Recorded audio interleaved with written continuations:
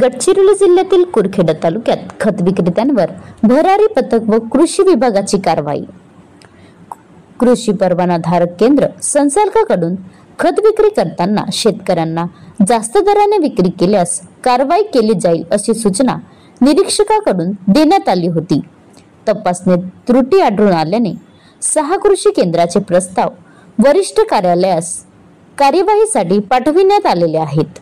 ई-पोस आणि प्रत्यक्षात साठा याची पडताळणी करण्यात येत आहे। तफावत आढळलेल्या 10 कृषी केंद्रांना नोटीस देण्यात आले आहे। खत सर्वांना मिळेल याचे नियोजन वरिष्ठ कार्यालयाकडून करण्यात आले होते। किरकोळ व होलसेल विक्रेते यांनी शेतकऱ्यांकडून जास्त दर घेऊ नये अशी सूचना करण्यात आली आहे। लिकिंग करू नये अशी सूचना देण्यात आली होती।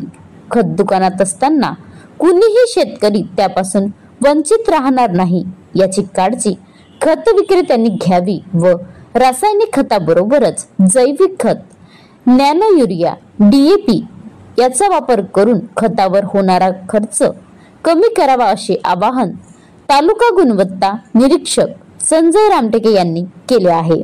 सध्या खताबाबत परिस्थिती नियंत्रणात असून खत विक्री जास्त भावाने विक्री केल्यास व त्रुटी आढळून आल्यास कार्यवाही करण्यात येईल असे कृषी विभागाचे गुणवत्ता निरीक्षक यांनी दिली आहे।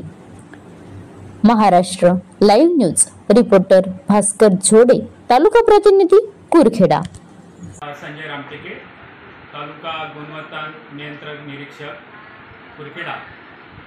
आमच्याद्वारे खत विक्री केंद्राची तपासणी मोहीम स्वरूपात सुरू असून ई-पास वरील साठा, प्रत्यक्षात गोदामातील साठा आणि स्टॉक बुक वरील साठा यांची तपासणी दररोज केली जात असून यामध्ये त्रुटी आढळल्यास अशा 10 कृषी केंद्रधारकांना नोटिसेस बजावण्यात आलेल्या असून जिल्हा स्तरावर भरारी पथकावर द्वारे सुद्धा कारवाई करण्यात येत आहे।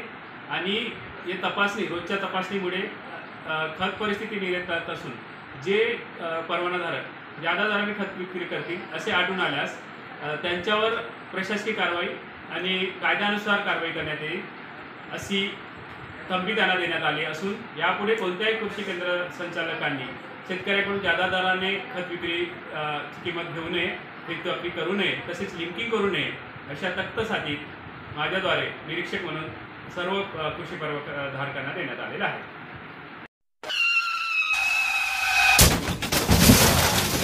आता गाडीवर मोबाईल नंबर नाही तर इमर्जन्सी QR कोड लावा, जे तुम्हाला अडचणीच्या वेळी मदत करेल।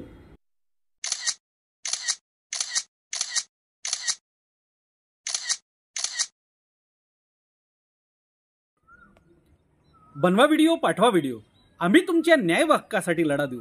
ताज्या बातम्या व घडामोडींसाठी पाहत राहा फक्त महाराष्ट्र लाईव्ह न्यूज। आजच आमच्या चॅनलला सबस्क्राईब करा, शेअर करा, कमेंट करा आणि हो, बेल आयकॉन दाबायला विसरू नका। जय महाराष्ट्र।